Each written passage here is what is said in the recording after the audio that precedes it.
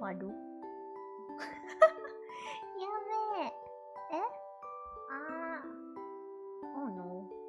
Oh no. Wait, ちょっと待って。ちょっと待って、みんな。Bentar ya.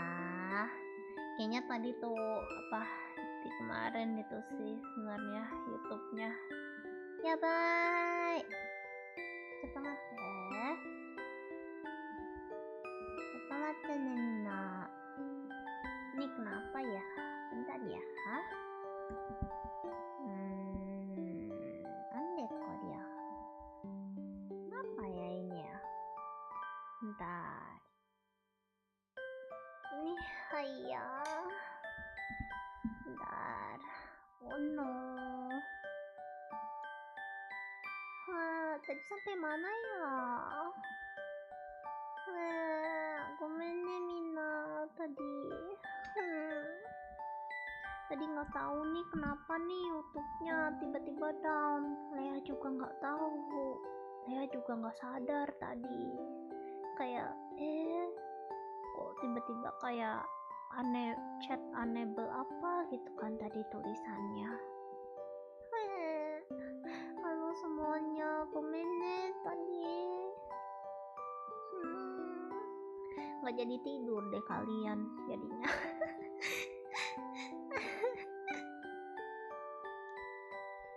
Karena Lea lupa tadi sampai mana ceritanya, kita ganti cerita ya, nggak apa-apa. Lea ganti cerita yang baru aja ya.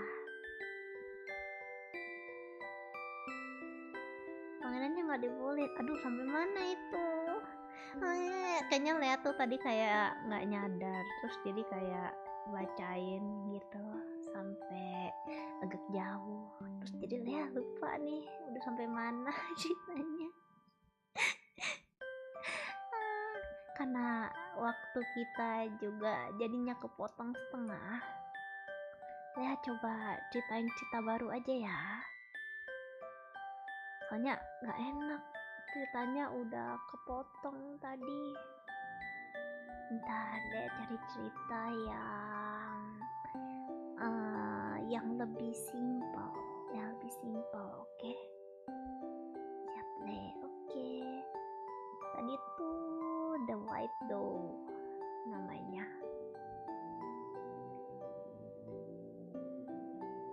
Kita bikin bahasa Inggris aja kali, biar kalian makin ngantuk gitu kan. Nah ini ada yang menarik dan gampang juga kayaknya untuk dibacain. Halo semua, maaf ya tadi streamnya sempet down yang sebelumnya, jadi ini udah di room baru. Hai.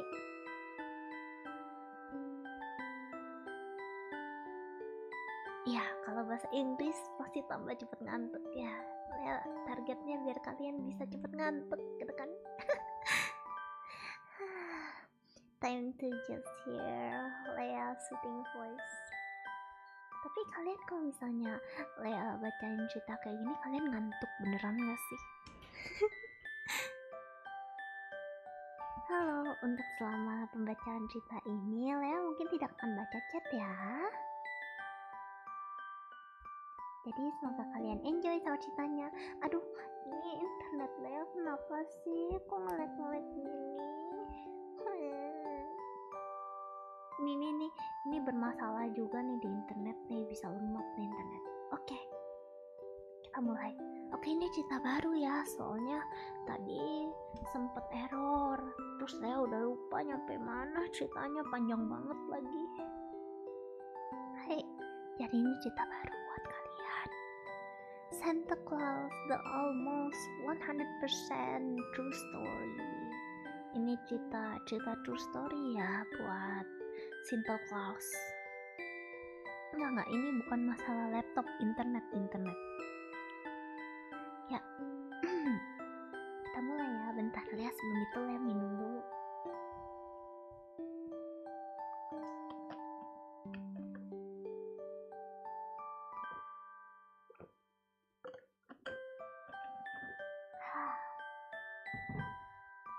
Oke, kita pakai bahasa Inggris aja ya kali ini.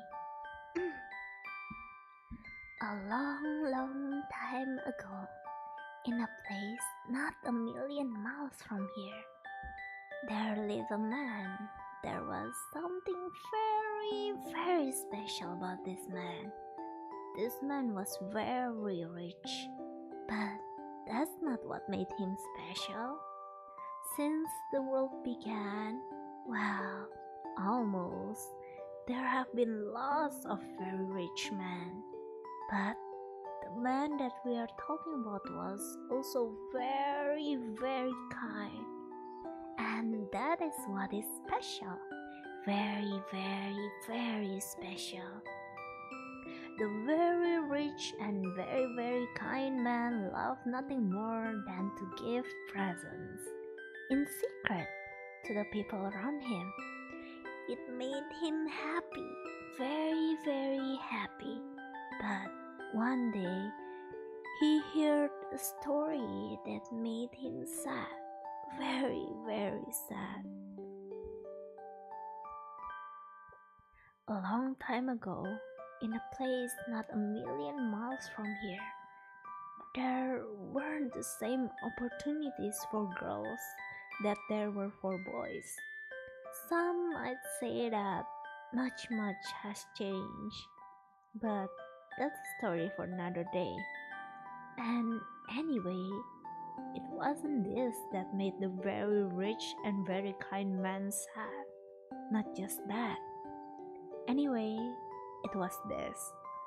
One of his neighbors, a very old and very poor man, had 3 daughters. A long time ago, in a place not a million miles from here, no matter how poor a family might be, they were expected to pay for their daughter's wedding. But this man couldn't afford to pay for one daughter's wedding, never mind 3. And he was proud, very, very proud. So, although his 3 daughters had all found husbands to be, who loved them and wanted them to follow their dreams and didn't care a jot about money, the entire family was stuck. And it was that made the very rich and very, very kind man sad, because life is too precious to waste a single day of it being stuck. And so the very rich and very, very kind man came up with a plan.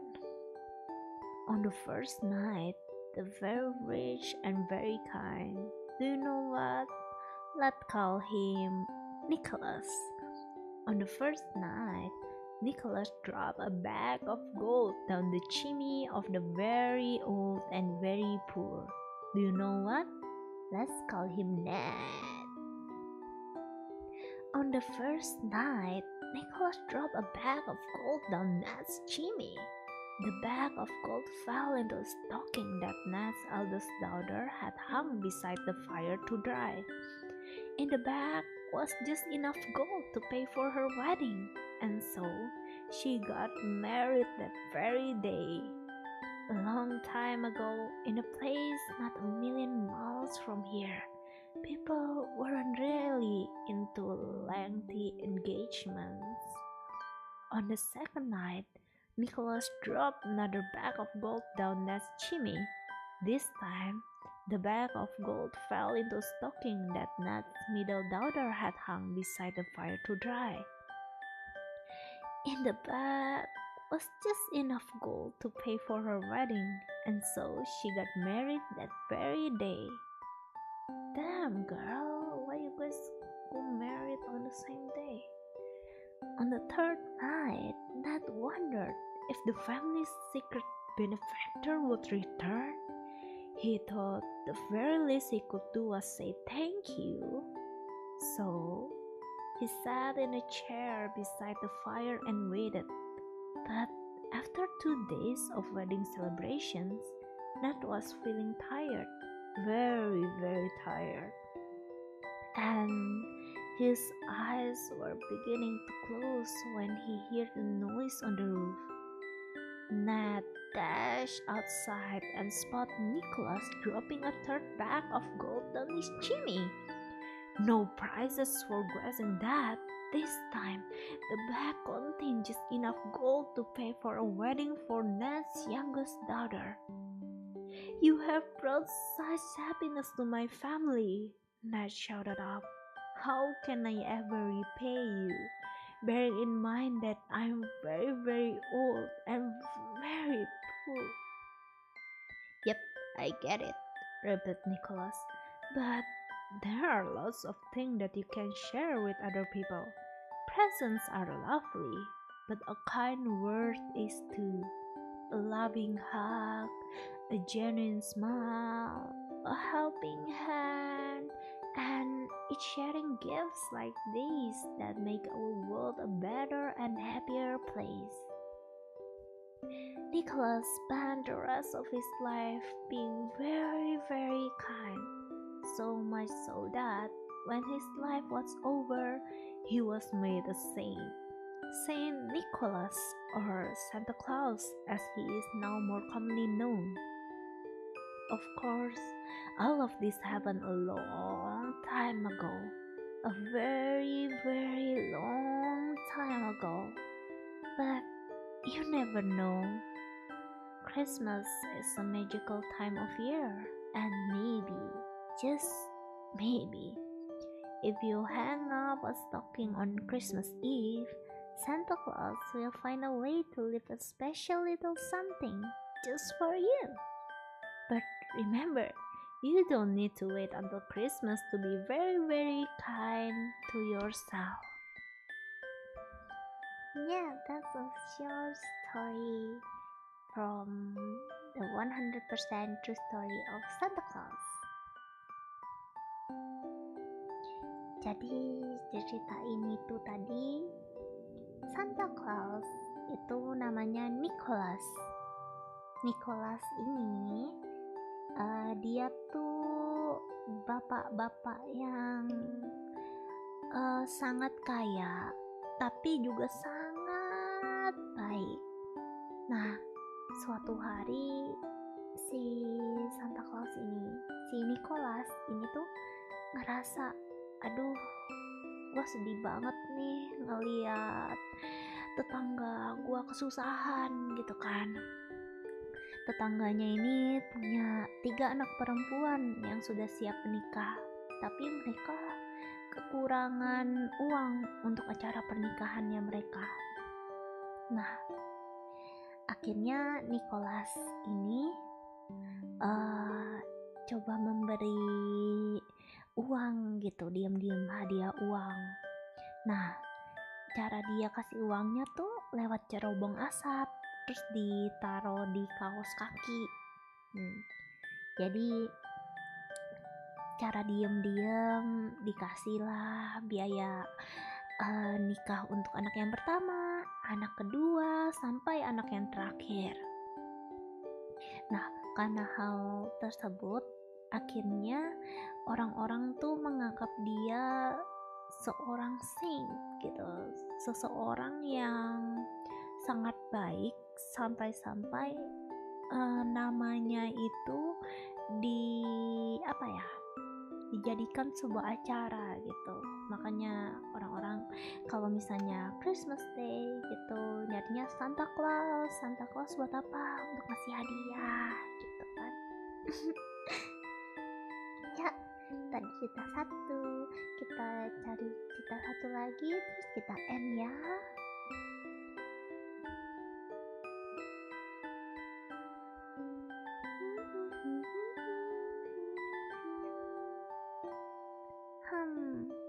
Ini aja, The Bluebird.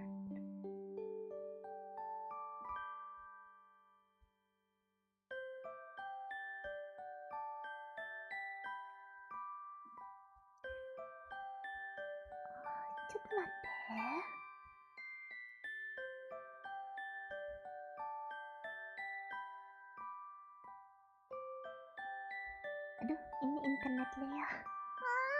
Internet Leia.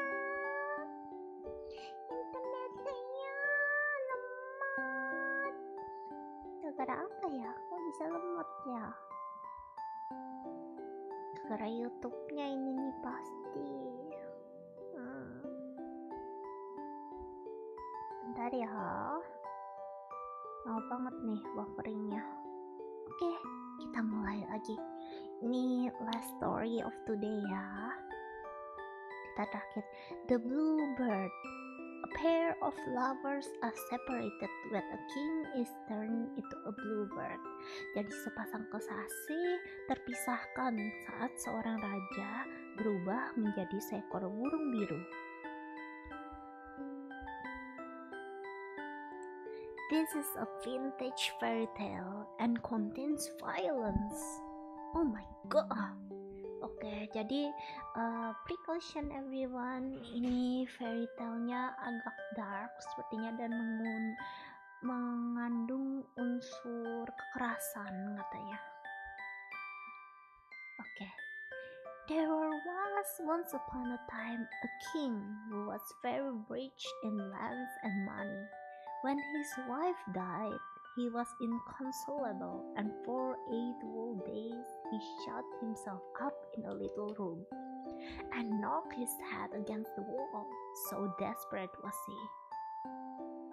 They feared lest he should kill himself, and therefore put mattresses between the tapestry and the wall, so that however hard he must strike his head, he could do himself no harm. All his subjects planned among themselves to go and see him, and to say everything they could think of as likely to comfort him in his sorrow. Some of them made up grave and serious speeches. Others again went with cheerful, even gay words on their tongues, but none of them made any impression on him. In fact, he hardly heard what they say. At last, there came before him a woman, clad all in black crape, with veil and mantle and long mourning garments, who wept and sobbed so loud and so violently that he was filled with astonishment.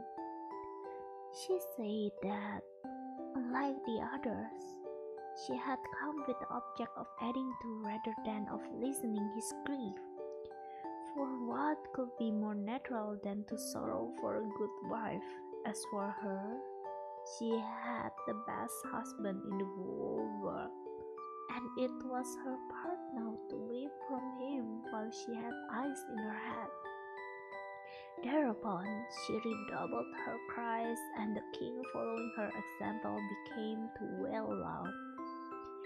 He gave her a better reception than he had done to the others, entertaining her with an account of the fine qualities of his dear dead lady, whilst she waxed eloquent on those of her beloved husband. They talked and talked till they had not a word more to say on the subject of their sorrows. When the charming widow saw that there was nothing more to be said on the term, she lifted her veil just a little, and it was some relief to the king in the midst of his distress to look on this poor lady afflicted like himself. Her large blue eyes framed with long black eyelashes. She rolled this way and that way to make the most of their beauty, and then her cheeks were rosy too. The king looked at her very attentively. Gradually, he spoke less of his wife. Then he stopped speaking of her altogether. The widow still declared she would always lament her husband, but the king begged her not to sorrow forever. In the end, to everybody's astonishment, he married her, and her mourning garments were changed to gowns of green and rose color. It often happens that you have but to know people's weak points to win their hearts and do with them what you will. The king had only one daughter by his first marriage, and she was looked on as the eighth wonder of the world. They called her Florine because she was like Flora, so fresh and young and beautiful was she. She did not care to be dressed very grandly, but like rather robes of floating taffeta with jeweled clasps and garlands of flowers to adorn her lovely hair. When the king married again, she was only 15 years old. The new king sent for her own daughter, who had been brought up in the house of her godmother, Socio the fairy. Though she was none the more graceful or beautiful for that, Socio had done what she could for her, but without success. Yet she loved her dearly nonetheless. They called this girl Triton, for her face had as many red spots as a throat. Her black hair was so dirty and greasy that you could not touch it, and oil oozed out from her yellow skin. All the same, the queen loved her to distraction, and would speak of nothing but of Triton's charm.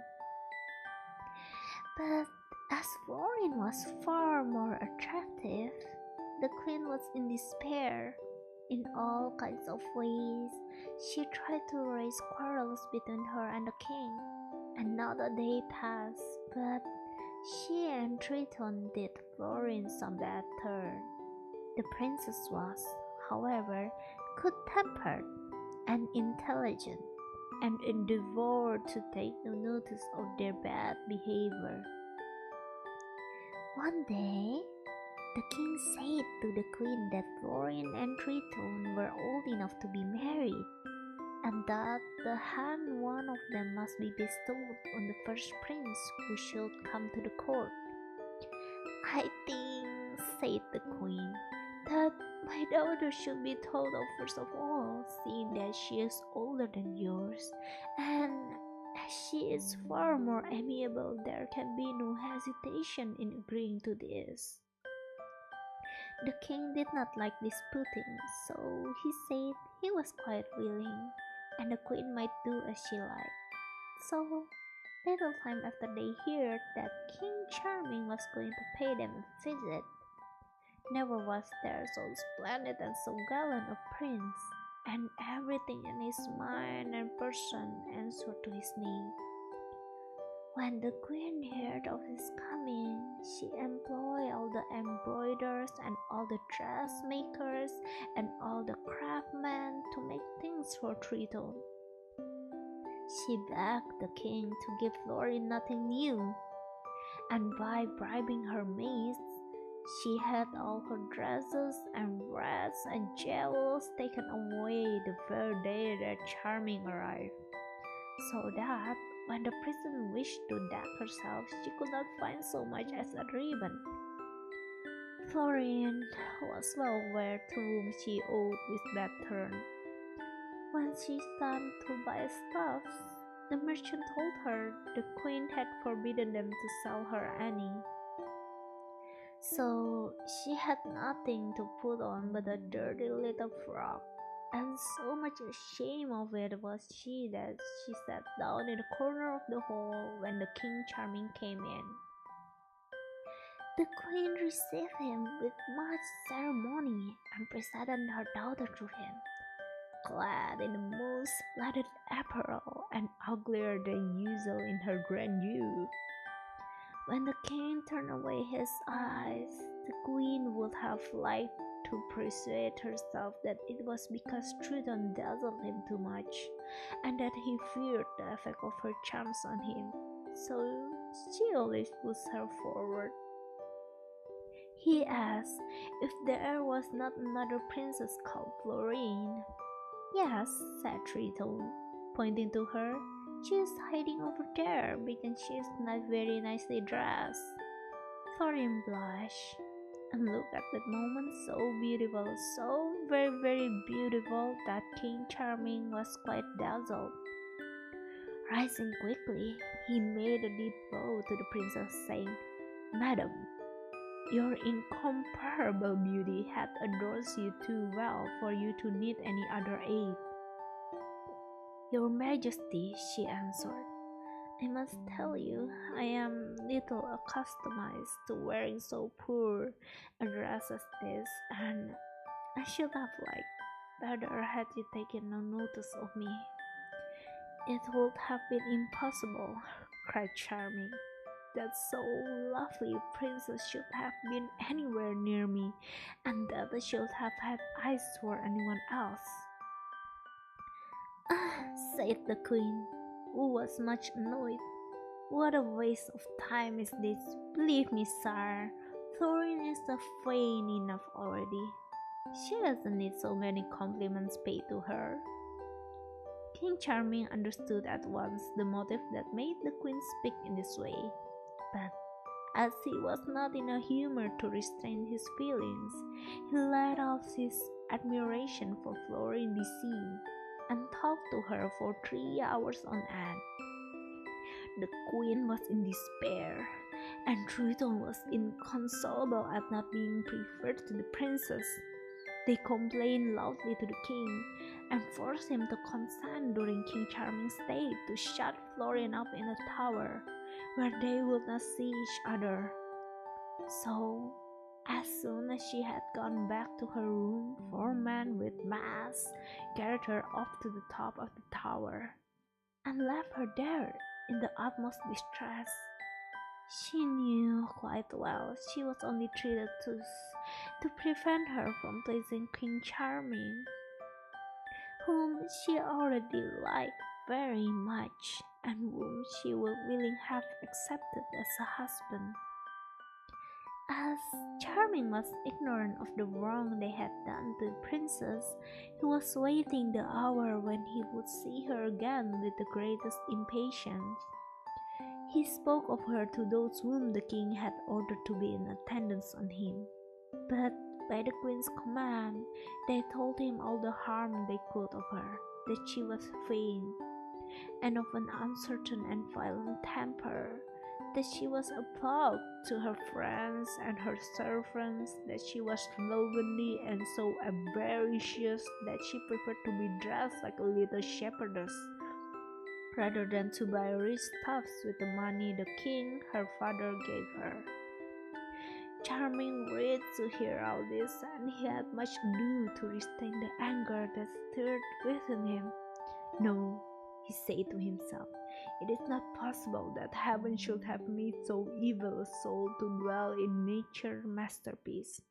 I own her was not suitably dressed when I saw her, but her evident shame shows she is not used to being in that condition.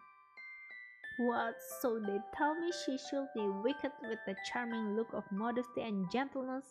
Such a thing could not possibly be it. It's easier for me to believe that the queen slanders her. She is not a stepmother for nothing, and the Princess Triton is such an ugly creature that it would not be strange if she were jealous of the most perfect being in the world." While he was thinking over all this, the courtiers who were with him saw quite well from his manner that he was not pleased at their speaking evil of Thorin. There was one amongst them sharper than the others, and he changed his tone and language in order to find out what the prince really felt, began to pay compliments to the princess. At this, Charming woke up as from a profound sleep and took part in the conversation, his face showing perfectly the joy he felt. "Love, how difficult it is to hide thee. Thou art everywhere visible, on a lover's lips, in his eyes, in the sound of his voice. When we love, the sign of it appear in our every action, in our silence, our conversation, in our joy, and our sorrow. The queen, impatient to know if King Charming was really impressed, sent for those she had taken into her confidence, and she spent the rest of the night in questioning them. All they told her only served to confirm the opinion that the king was in love with Florine. But what shall I say of the melancholy condition of that poor princess as she lay on the floor of the dungeon in the terrible tower into which the masked man had brought her?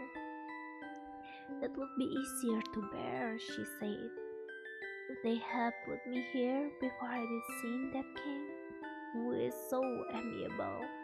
The recollection of him only makes my distress harder to bear, and I have no doubt that it is to hinder me from seeing him any more that the queen treats me so cruelly. Alas, whether beauty heaven may have endowed me with will have to be paid for by my happiness. Then she cried so bitterly that her worst enemy would have been sorry for her had she seen her misery. So the night passed. The queen, who wished to attach King Charming to her by all the marks of attention possible, sent him costume of a richness and magnificence nowhere else to be found, fashioned after the mode of the country, and also the order of the Knights of Love, which she had made the king institute on their wedding day. It was a golden heart enameled in fire color. There were several arrows running, and one that pierced it through, and the words "one alone wounds me." The queen had the heart for Charming's orders cut out of a ruby as big as an ostrich egg. Each arrow was made of a single diamond as long as your finger, and this chain from which it hung was made of pearls, the smallest of which weighed a pound. In short, since the beginning of the world, a like thing had never been seen. At sight of it, the king was so astounded that for some minutes he could not speak. At the same time, he was presented with a book, the leaves of which were of vellum, with wonderful miniatures. The cover was of gold studded with precious stones, and it contained the statue of the Order of the Knights of Love, written in very tender and very gallant style. They told the king that the princess who he had seen begged him to be her knight, and that she sent him this present. On hearing this, he flattered himself it might be from her whom he loved. "What, the fair Princess Florine!" cried he. "She remembers me in so charming and so generous a fashion." "Your Majesty," they said, "you make a mistake in the name. It is from the lovely Triton we come."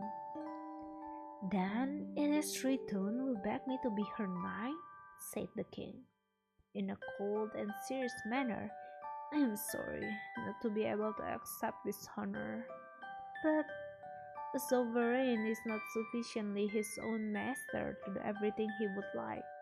I know the duties of a knight, and I would like to fulfill them all, but I prefer rather to decline the favors she offers me than to prove myself unworthy of them."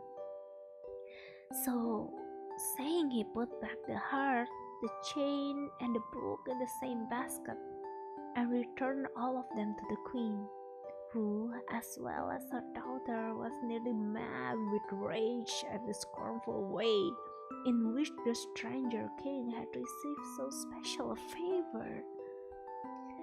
As soon as he found opportunity, he went to the apartment of the king and queen, hoping Florine would be there, and looking about everywhere to see her.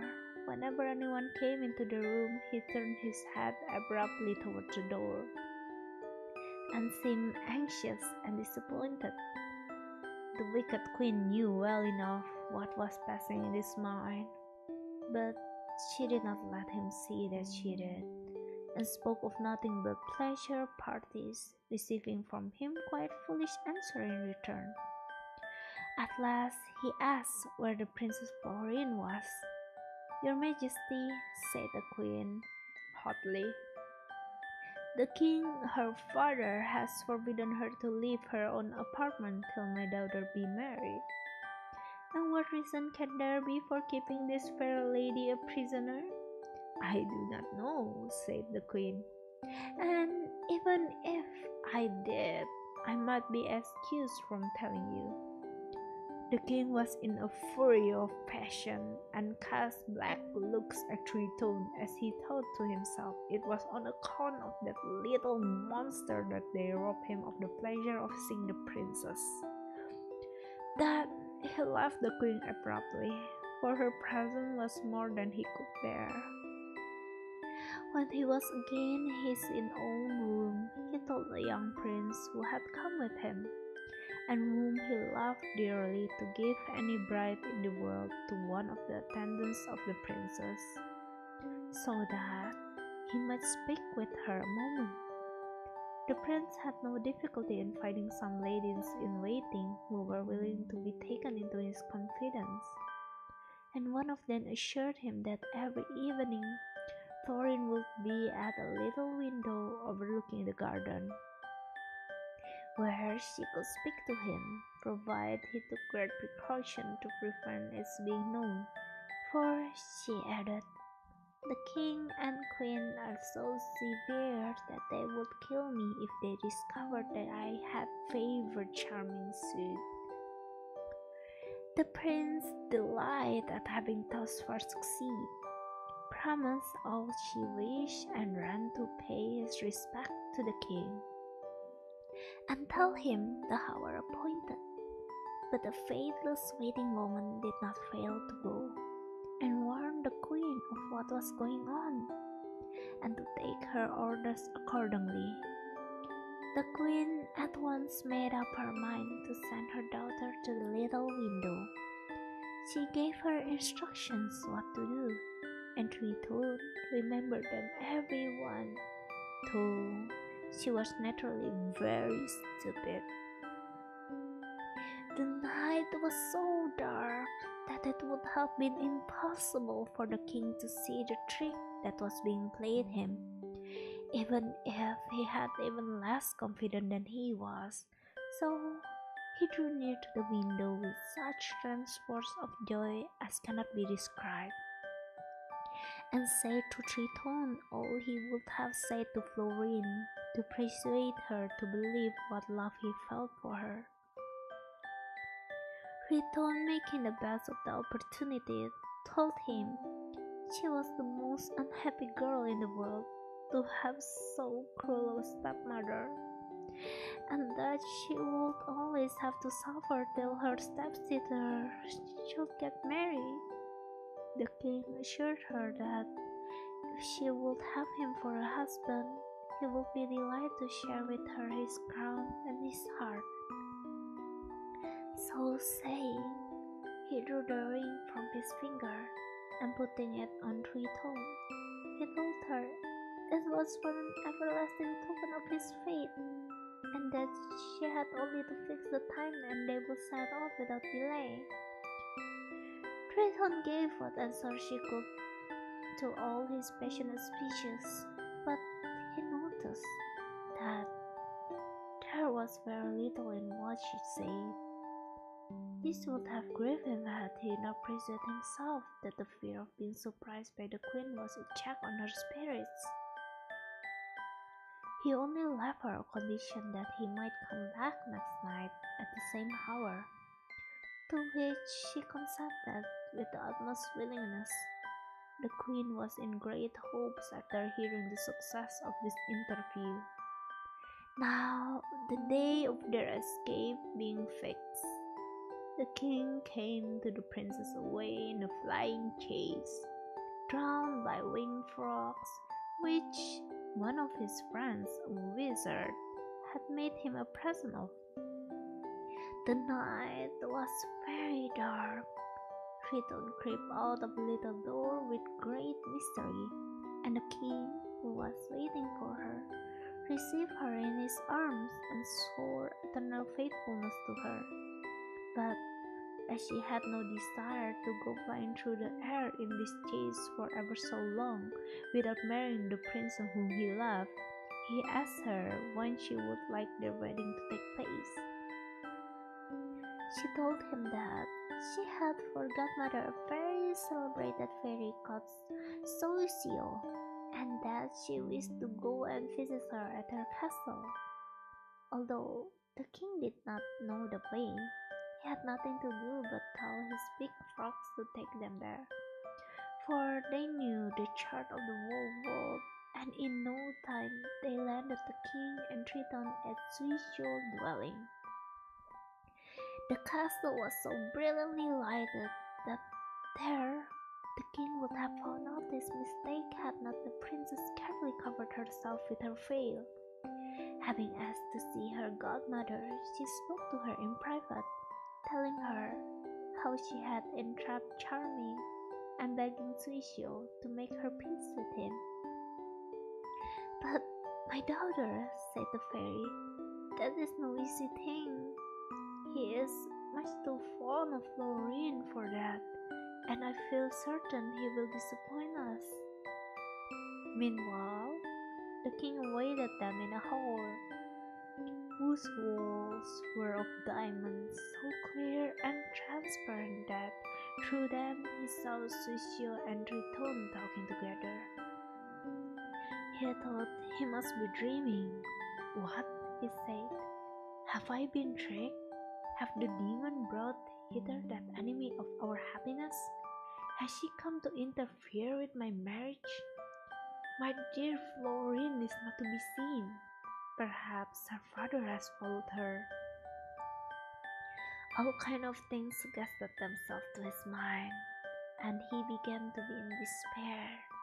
But it was much worse when they came into the room, and when Socio said in a commanding tone, "King Charming, here is Princess Triton, to whom you have pledged your word. She is my god, and I command that you marry her at once." "What? Cried the king. "I marry this little monster? You must think me of a very docile disposition, since you make such a proposal to me.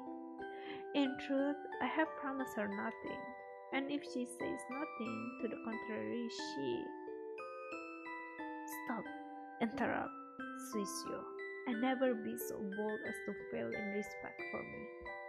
"I am quite willing," answered the queen, "to give you all the respect that is due to a fairy, provided that you give me back my princess." "And am I not your princess, faithless wretch?" said Triton, showing him the ring. "To whom did you give this ring as a token of fidelity?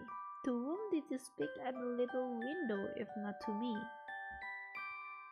"What?" he cried. "I have been tricked and deceived. But no, I shall not be your dupe. Quick there, my frogs, I shall depart at once." "Huh," said Soisio. "That is not in your power unless I give leave." And so saying, she touched him, and his feet stuck fast to the floor, as if they had been nailed to it. "Though you were to stone me or to flog me," said the king, "I shall never own another mistress but Florine. On this I am determined, and knowing that you can use your power as you like."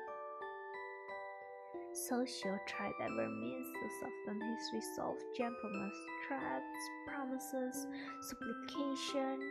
Triton wept, cried aloud, groaned, flew into tempers, and cooled down again. The king said not a word, and looking at them both with the most scornful air in the world, paid not the faintest attention to all they said to him. 20 days and 20 nights passed away in this fashion, during which they never stopped talking, never ate, never slept, never sat down. At last, Soshio tired out, could endure it no longer, and said to the king, "Well, you are in this suburb. Why will you not listen to the reason? Take your choice. You shall have 7 years penance for having made a promise you have not kept, or you shall marry my god." The king, who had never uttered a word till now, cried out suddenly, "Do whatever you like with me. Only deliver me from this detestable creature."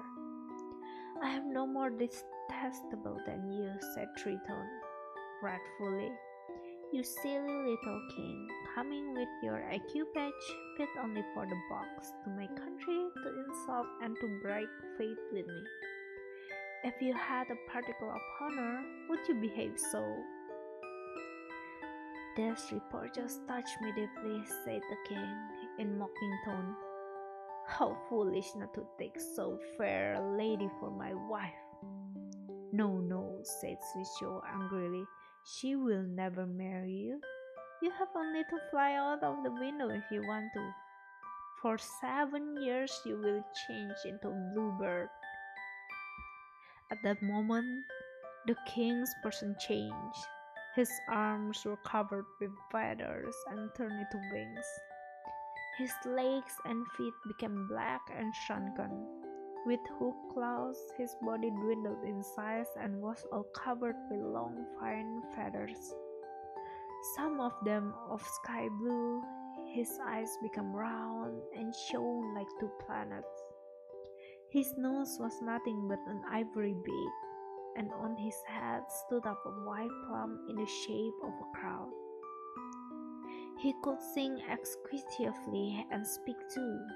He uttered a cry of pain to see himself metamorphosed, and flew as fast as ever he could to escape from Suisu's horrible palace. In the melancholy state into which he had fallen, he hopped about from branch to branch, choosing only those trees consecrated to love and sorrow, now on a myrtle, now on a cypress, singing sad songs, in which he lamented the evil fortune that pursued Florine and to himself.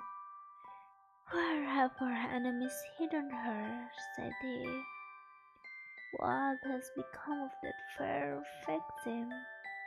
Does the cruelty of the queen still deprive her from her liberty? Where can I seek for her? Am I doomed to spend these 7 years without her? Perhaps during that time they will give her in marriage, and I shall lose forever the hope that sustains my life." All these thoughts so filled Bluebird with despair that he wished to die.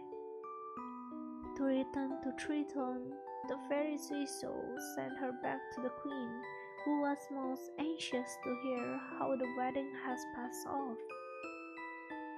But when she saw her daughter and heard from her all that had happened, she flew into a terrible passion, of which the full force fell on poor Florine. "She shall duly repent," said the queen, "of having found favor in Charming's eyes." She went up the tower with Triton, whom she had dressed in her grandest clothes. On her head was a diamond crown, and 3 daughters of the richest baron in the kingdom held the train of her royal mantle. On her thumb was Charming's ring that Florine had noticed the day they had talked together. She was very much surprised to see Triton in such gorgeous apparel. "Here comes my daughter, who brings you present in honor of her wedding," said the queen. "King Charming has married her. He loves her to distraction, and there never were 2 happier people." Then they spread out before the princess gold and silver stuffs, jewels, lace, ribbons, in a great basket of gold filigree work. Impressed than all these things, Triton never forgot for a moment to make the king's ring flash. And Princess Florine, no longer able to hide from herself her misfortune, begged them with cries of despair to take all these miserable presents out of her sight, and she would never again wear anything but black, or rather that she would like now to die. Then she fainted, and the cruel queen, delighted at her success, would not allow anyone to come to Florine's aid. She left her alone in the most deplorable condition, and went and told the king maliciously that his daughter was so excited by her love that nothing could equal to the absurd things she did, and that on no account must they allow her to get out of the tower. The king said she might manage the matter as she liked, and he would be satisfied whether she did. When the princess recovered from her fainting fit and began to reflect on the way she was treated, the cruelty of her wicked stepmother towards her, and the hope she was losing forever of marrying King Charming, her grief became so keen that she cried all night, and in this condition she sat herself down at the window, where she uttered sad and plaintive laments. When day was near, she sought the window and wept anew.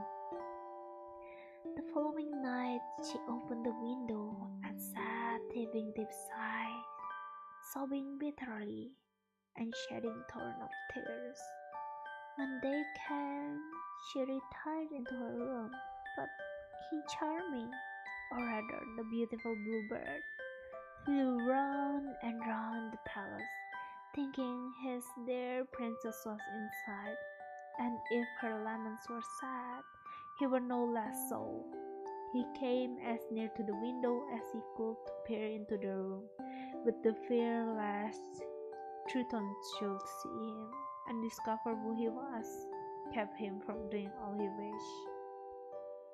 "It would cost me my life," said he to himself, "if those wicked princesses find out where I am, they will seek to revenge themselves. I must go away if I do not wish to run into the utmost danger." This consideration made him take great precautions, and as a rule, he sang only at night time. In front of Florine's window was a cypress of a tremendous height, and there the bluebird came and perched. Hardly was he there before he heard the cries of the lady. "How long will my suffering last?" she said. "Will death not come to my aid?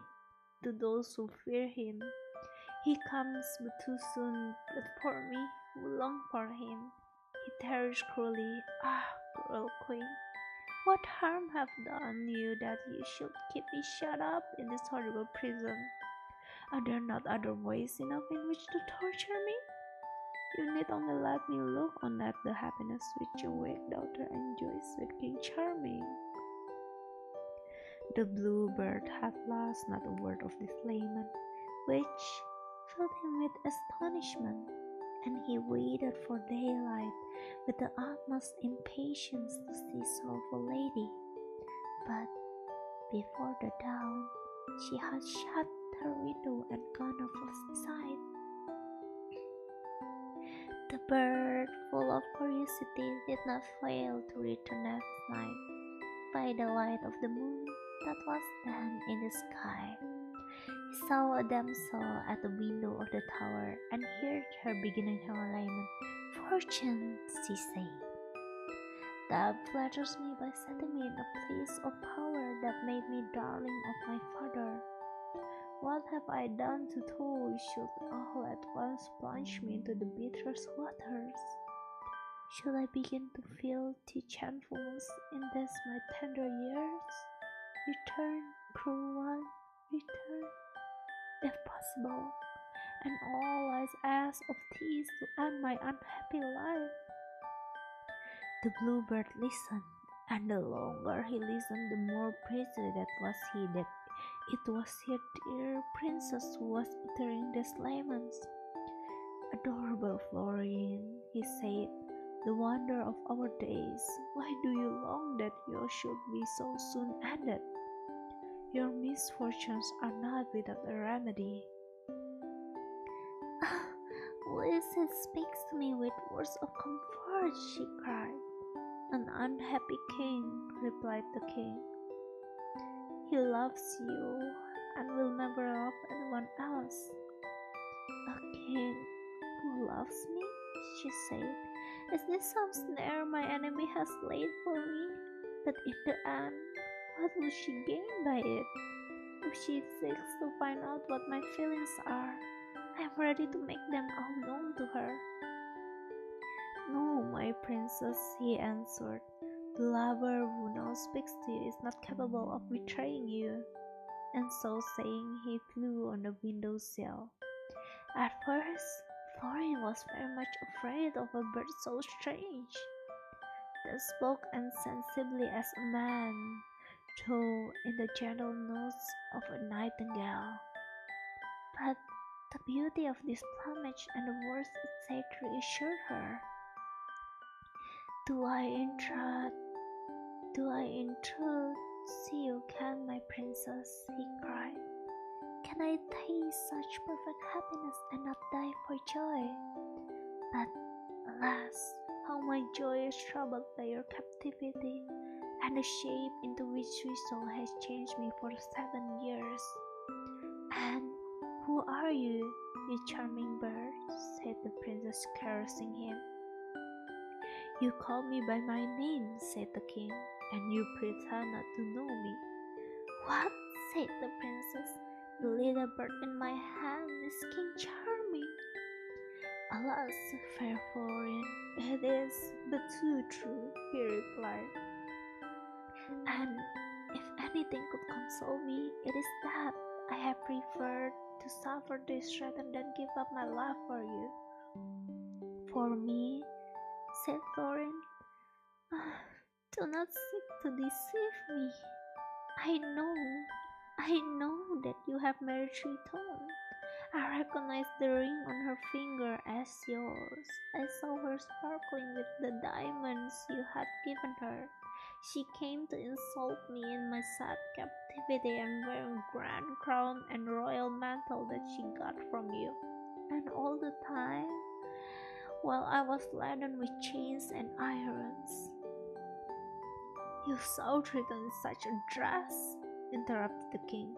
"Her mother and herself have dared to say that these baubles came from me. Heaven! Is it possible I hear such horrible lies? And that I cannot take my revenge on the spot? Believe me, they tried to deceive me.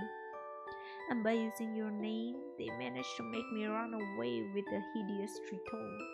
But as soon as I discovered my mistake, I left her, choosing rather to be Bluebird for 7 long years than break my troth to you." Florian was in such delight to hear these words from her dear lover that she forgot altogether her suffering in the prison. What did she not say to him to comfort him from his sad mischance, and to persuade him that she would do no less for him than he had done for her? The day appeared, and the greater number of the officers of the court were idly staring, while Bluebird and the princess were still speaking together.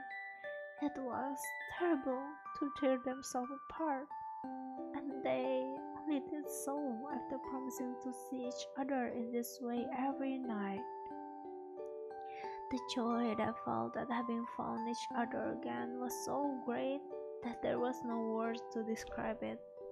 Each of them in turn gave thanks to love and fortune. Yet Florian was sad on Bluebird accounts. "Who will protect him from the fowlers?" she said. "Or from the sharp claw of some eagle or famished vulture, who will devour him none the less greedily that he is a great king? Oh, heaven! what would become of me if his light and delicate feathers driven by the wind were to come to my prison and to announce the danger that I fear? For this thought, the princess could not close an eye, for when one is in love, illusions appear real, and what at another time would be thought impossible seems easy then. So that she spent her day in weeping till the hour came to seat herself at the window. The lovely bird, hidden in the hollow of a tree, had been all day long thinking of his dear princess. "How happy I am," he said, "to have found her again, and how charming she is, and how grateful I am for all her kindness to me." This tender lover counted every moment of the time of trial during which he could not marry her, and never was the end of anything longed for more passionately. As he wished to pay Florine every attention within his power, he flew to the capital of his kingdom, entered his own room by a broken pane of glass, chose out diamond earrings so perfect and so beautiful that nothing in the world could be compared to them. That evening, he took them to Florine and begged her to put them on. "I would do so willingly," she said, "if you saw me during the day, but since I never speak to you but in the night, I shall not put them on." The bird promised to choose his time so well that he would come to the tower at any hour she liked. Then she put on the earrings, and the night, the last, was spent in talking. The next day, Bluebird returned to his kingdom, went to his palace, entered his own room by the broken pane, and carried off the richest bracelets that were ever seen. They were made of a single emerald cut in phases, with a hole bored through the middle through which to pass the hand and wrist. Do you think that my love for you needs to be fed by gifts? Ah, how little you know of it. No, madam, he answered. I do not think that the trifle I offer you are needed to safeguard your tenderness for me, but mine would suffer hurt if I neglected any opportunity of showing my attention. And when I am away from you, those little trinkets will remind me of you. Florine answered him with many loving words, to which he replied by other none the less so. The following night, the bird, eager to show his love, did not fail to bring to his fair lady a watch of just the right size. It was encased in a pearl, and the excellence of the workmanship excelled when the matter it was made of. "What is the use of a watch to me?" she said, by way of a compliment. "When you are away from me, the hours seem never ending. When you are with me, they pass like a dream, and thus I can never measure them exactly." "Alas, my princess," cried Bluebird, "I feel just as you do. Indeed, I believe I feel this even more keenly than yourself. After what you suffer by reason of your faithfulness to me," she answered, I am ready to believe that greater respect and love than you bear me would be impossible." As soon as daylight appeared, the bird flew into the hollow of his tree, where he lived on fruits. Sometimes he would sing beautiful airs, delighted the passerby who, hearing him and seeing no one, came to the conclusion that it was very voice they heard. This opinion became so common that no one dared enter the wood, and this fabulous adventure were recounted, and the general terror consisted Bluebird's safety. Never a day passed, but he made some present to Florine, a pearl necklace, or rings with the utmost brilliant jewels and of the finest workmanship, clusters of diamonds, buttons, bouquet of precious stones to imitate the color of flowers. delightful books, medals in shore, an endless number of rare wonders. She never took herself except in the night time to please the king, and during the day, having nowhere else to put her fine things, she hid them carefully in her mattress. 2 years passed away like this, and Florine never once uttered a complaint about her imprisonment. And why would she have done so? Every night she had the satisfaction of speaking to her love, and never were such pretty things said as during these conversations. Although she saw no one, and Bluebird passed the day in the hollow of a tree, they had always 1,000 fresh things to say to each other. Their material was inexhaustible, for in their own hearts and minds they found abundant subjects of conversation. Meanwhile, the wicked queen, who kept her in this cruel fashion in prison, was making vain effort to get Triton married. She sent ambassadors to offer her to all the princes whose names she knew, but as soon as they arrived, they were sent away with ceremony. If you had come by Princess Florine, we should have welcomed you gladly, they were told. But for Triton, she may remain a vassal forever for all anybody cares. Hearing this, Triton and her mother were beside themselves with anger against the innocent princess whom they persecuted. What, they said, in spite of her being in prison, this bold Tusi come in our way. How can we ever forgive the evil turn she had done us? She must keep up a secret correspondence with foreign countries. She is a state criminal and must be dealt with as such. Let us seek her conviction. Their consultation lasted so long that it was nearly midnight when they decided to mount the tower to question the princess. Florine was with the bluebird at the window, decked in all her jewels, her beautiful hair dressed with a care which is not usual with anyone in distress. Her room and her bed were heaped with flowers, and the Spanish pastel which she had been burning gave out a delicious scent. Listening at the door, the queen thought she heard a two-part song being sung. Florine had a voice like an angel, and what she now sang sounded to the queen like a love song. Here are the words of it. Weary our lot and full of woe, and all our days in pain are spent. Oh, hard and cruel punishment, because our love we did not forgo. Yet may they plot and block us forever. Our constant hearts they cannot sever. What sigh followed their little concert. Ah, my Triton, we are betrayed, cried the queen. Suddenly throwing the door open and bursting into the room, at sight of her, Florine was in despair. She closed the little window without delay to give time the bluebird to fly off. Much more anxious about his safety than her own, she had not the strength to go. His keen eyes had recognized the danger to which the princess was exposed. He had seen the queen and Triton, and he deplored the sad fate that hindered him from protecting his mistress.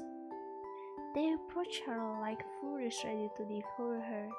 Your plot against the state unknown, cried the queen. Do not imagine that your rank will save you from the punishment you deserve. And with whom have I plotted, madam? Answered the princess. You have been my gaoler for 2 years, have you not? Have I seen any person but those you have sent to me?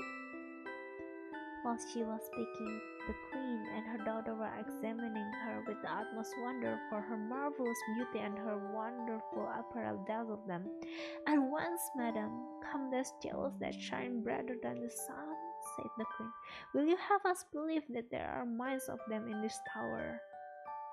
I found them here, replied Florian. That is all I knew. The queen looked at her searchingly to see what was passing in Florian's secret heart. We are not your dupes, she said. You think you can deceive us? But, princess, we know all you do from morning till night. You have been given all these jewels as a bribe to you to sell your father's kingdom. Of course, I should be the very person to do such a thing, she replied, with a disdainful smile. An unhappy princess who has languished in prison for years can do a great deal in a plot of that kind. And for whom then have you dyed your hair like a little coquette? For whom does the pastel scent of your room, and for whom have you put on such gay apparel, much magnificent that if you had been to appear at the court? I have time enough on my hands, said the princess. It is therefore not strange that I spend a little few moments on my own adornment. I need hardly reproach myself on account of that, seeing I have to spend so many in weeping for my unhappy lot. But we shall see if this innocent damsel has not all the same method treated with our enemies. Thereupon she set to searching all round, and coming to the bed, which she had shaken out, she found in it such a quantity of diamonds, pearls, rubies, emeralds, topaz, that she could not think where they had come from. She had determined to hide somewhere papers of such a nature as would ruin the princess. When no one was looking, she hid them in the chimney, but by good luck, Bluebird was perched on the top of it, and seeing better than a lynx, and hearing all, he cried, "Take care, Florian, your enemy is seeking to betray you." This voice, so unexpected, frightened the queen to such a degree that she did not care to do what she had intended. "You see, madam," said the princess, "that the spirits of the air are my friends." "I believe," answered the queen, beside herself with anger, "that you have the demons on your side, but in spite of them, your father will know how to right himself." "Heaven grant," cried Florian, "that I may never have worse to fear than my father's wrath. Yours, madam, is more terrible."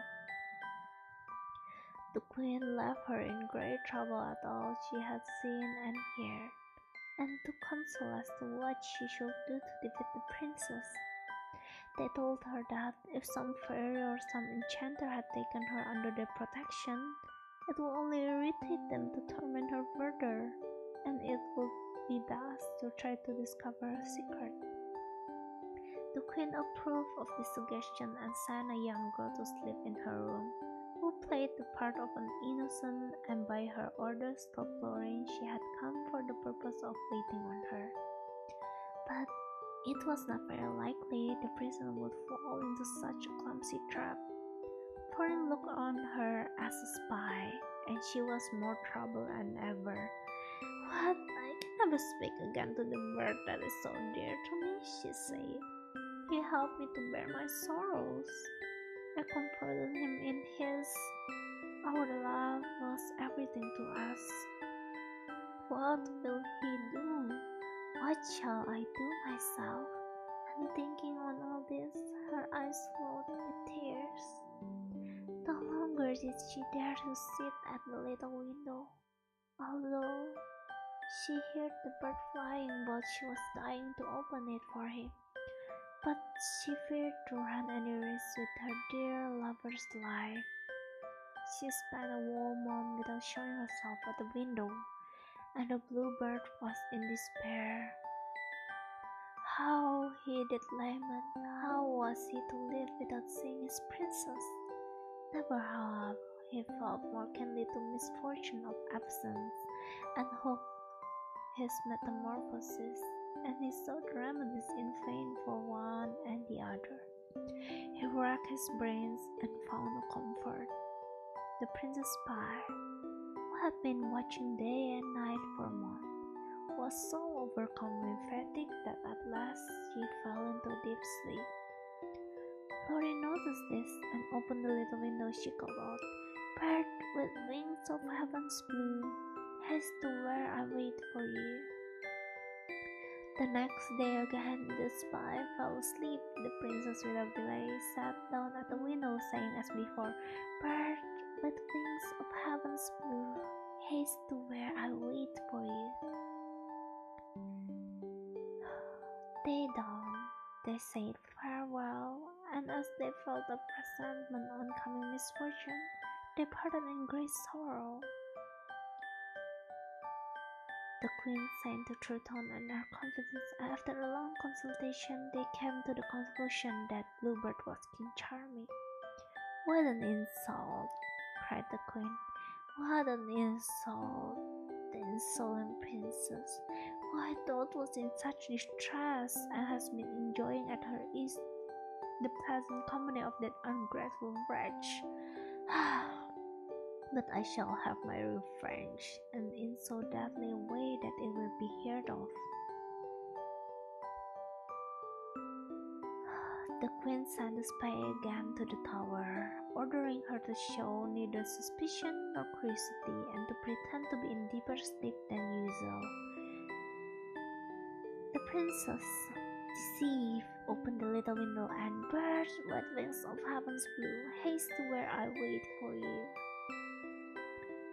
"Why were you not there, fair princess, to comfort this royal bird?" he thought. But in truth, she would have died to see him in such a deplorable condition. "Ah, cruel one," he said in sorrow, "is it thus you reward the poorest and the tenderest passion?" Florine, poor Florine, in despair at not seeing the king, passed days and nights at the window with the words ever on her tongue. "Bird with wings of heaven's blue, haste to where I wait for you."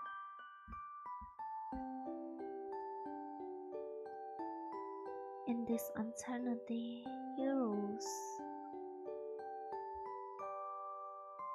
After all this time, the curse finally undone. King Charming dressed quickly and went by a secret staircase to the Echo Room. The queen had taken away the key, but the king had one that opened all the doors of the palace. He found her wrapped in a light robe of white taffeta, which she wore under her old clothes. Her beautiful hair hung over her shoulder as she lay on a couch. He thought he must die of joy, of grief, of the thousand different feelings that crowded all at once into his soul. But just at the moment, the enchanter who loved the king arrived with the celebrated fairy, the very one who had given the 4 eggs to Florine. After the 4 greetings, the enchanter and the fairy declared that they had joined their power all together in favor of the king and the queen. Seison't was therefore powerless against them, and the wedding need not to be delayed. In the end, King Charming and Queen Florine, free from this hateful woman, gave themselves up to planning their wedding feast, and everything was as elegant as it was superb. And it is not difficult to imagine how happy they were after having known so many hardships. The end. I hope you guys like the story so far, but I'm sorry, and now it's time for us to go to sleep. Well done, Nina. Thank you for coming to today's stream, and let us have a good night's sleep, okay? Good night. Oyasumi. I hope you have a great day. Bye bye.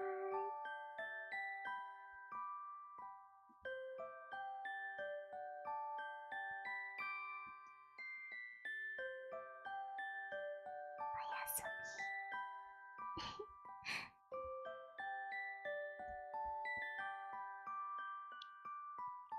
Ta-da! Astia. Tidur ya. Bye bye.